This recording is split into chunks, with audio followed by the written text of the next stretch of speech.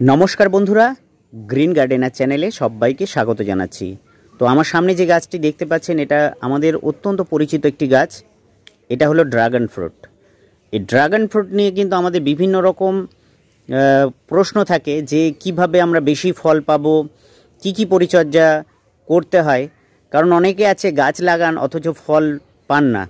আমরা যে ভুলগুলো করে থাকি, কেন আমাদের কাছে ফল হয় না, সেটা নিয়ে আজকে পুঙ্খানুপুঙ্খভাবে আলোচনা করব এবং কি খাবার দেবেন সেটা নিয়ে আলোচনা করব।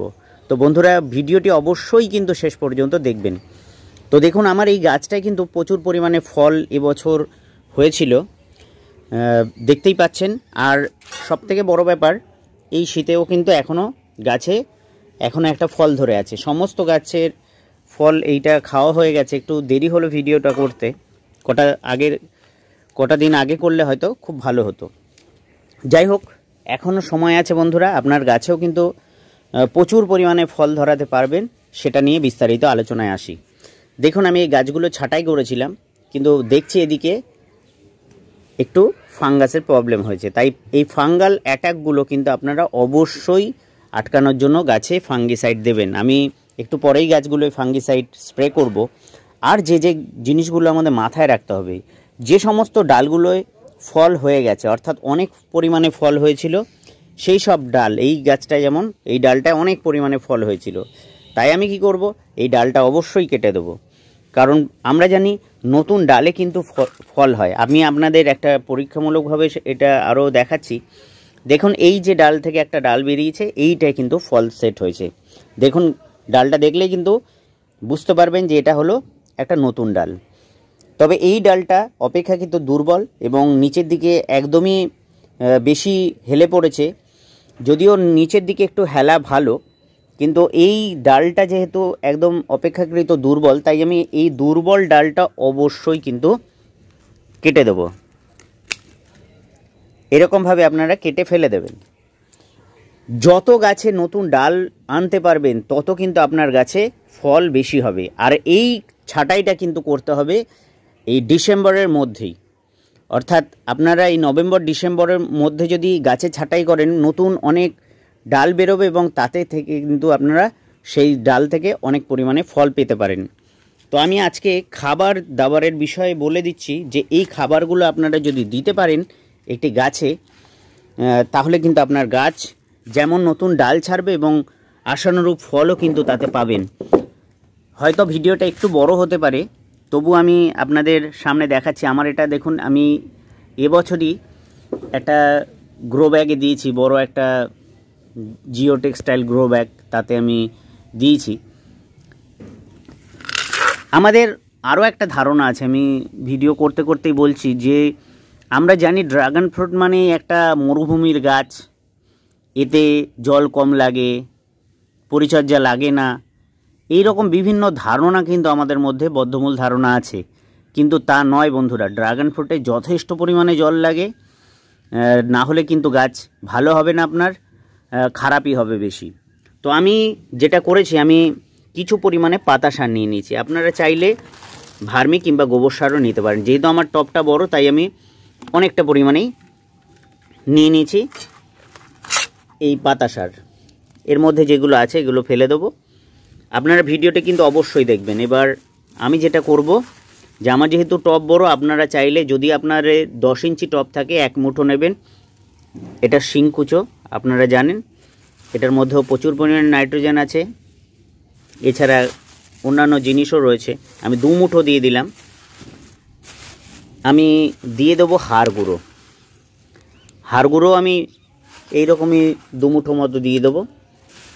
এই হাড় গুঁড়ো কী করবে, গাছের অনেক রকম বৃদ্ধিতে সহায়তা করবে। আর এই খাবারগুলো ধীরে ধীরে কিন্তু ডিকম্পোজ হবে, তাই জন্য এখন দিয়ে রাখলে অন্তত 3 মাস আপনার চলে যাবে। এবার যেটা করতে হবে, আমি দিয়ে দেবো 1 মুঠো পরিমাণে সর্ষের খোল। এই সর্ষের খোলটাও আমরা জানি এতে নাইট্রোজেন আছে। 1 মুঠো দিয়ে দেবো। এটার থেকে একটু বেশি দিলেও ক্ষতি নেই। আপনাদের আগেও বলেছি যে কৃষি চুন ব্যবহার করবেন, এটা ক্যালসিয়ামের যে ঘাটতি আছে গাছে, সেটা পূরণ হবে। 1 থেকে 2 চামচ আমি এতে দিয়ে দেবো। দিয়ে দিলাম। এবার যেটা করতে হবে, আমরা সবাই জানি এটা ম্যাগনেসিয়াম সালফেট। আপনারা সারের দোকানের থেকে ম্যাগনেসিয়াম সালফেট অবশ্যই সংগ্রহ করবেন। এটাও আমি 2 চামচ মতো দিয়ে দেবো, কারণ এটা গাছকে সবুজ রাখবে, নতুন ডাল বেরোতে সাহায্য করবে, শেকড় ভালো রাখতে সাহায্য করবে। ম্যাগনেসিয়াম সালফেট নিয়ে কিন্তু চ্যানেলে ভিডিও দিয়েছি।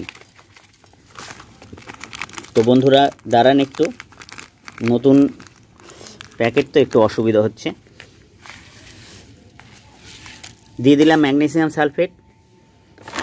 এবার দিয়ে দেবো কিছুটা হিউমিক অ্যাসিড। আপনাদের কাছে কি ধরনের হিউমিক অ্যাসিড আছে সেটা আপনারা দিয়ে দেবেন। আমি এখানে 1 চামচ মতো হিউমিক অ্যাসিডের মধ্যে দিয়ে দেবো। এটা কিন্তু নতুন যে রুটগুলো সেটা খুব ভালো করে বেরোতে সাহায্য করবে। তো আমি এক চামচ হিউমিক অ্যাসিড এতে দিয়ে দিলাম। আর দেব যেটা, সেটা হলো বোরন। বোরন আমরা জানি গাছে ফল টিকতে সহায়তা করে। আমরা বোরনও 1 চামচ দিয়ে দেবো। সয়েল অ্যাপ্লিকেশন বোরনও পাওয়া যায়। এই বোরনটা যেহেতু স্প্রে আকারে পাওয়া যায়, আমি একটু কম পরিমাণেই আমি এটা দিচ্ছি। এটা স্প্রে করতে হয় গাছে, ফল ঝরা রোধ করে। বোরনও কিন্তু গাছের অত্যন্ত মানে একটা প্রয়োজনীয় জিনিস। চিলামিন অর্থাৎ আমি এটা জিঙ্ক দিয়ে দিলাম কিছুটা, এটাও 1 চামচ মতো দিয়ে দিলাম। এবার যেটা করতে হবে, যেহেতু আমার এই খাবারগুলো রয়েছে, এর সাথে আমি 1 মুঠো মতো নিমখোল দিয়ে দিলাম। 1 থেকে 2 মুঠো, আমার যেহেতু গাছ বড় একটু বেশি দিলেও ক্ষতি নেই। আপনার কাছে যে কোনো ফাঙ্গিসাইড যেটা থাকবে সেই ফাঙ্গিসাইডটা কিন্তু অবশ্যই দিতে হবে, কারণ এইগুলো থেকে ফাঙ্গাস তৈরি হবে। সেই ফাঙ্গাসগুলোকে রোধ করার জন্য আপনার কাছে থাকা যে কোনো ফাঙ্গিসাইড, কপার অক্সিক্লোরাইড থেকে আরম্ভ করে যা খুশি আপনার থাকতে পারে, সেটা কিন্তু অবশ্যই আপনারা দেবেন। এবার আমি এই পুরো মিশ্রণটাকে ভালো করে মিশিয়ে নেব। মিশিয়ে নিয়ে যদি আপনারা এটা জল দিয়ে 7 দিন ঢেকে রাখেন, অর্থাৎ জল জল করে, তাহলে কিন্তু এর যে হিটটা এটা আর বেরোতে পারবে না। তার ফলে কিন্তু আপনার গাছ খুব তাড়াতাড়ি নিতে পারবে।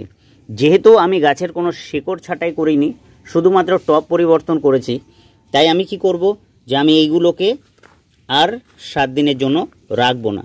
আমি পুরো জিনিসটা দিয়ে দেবো গাছের গোড়ায়, অর্থাৎ গাছের চারিদিকটায় আমি দিয়ে দিলাম।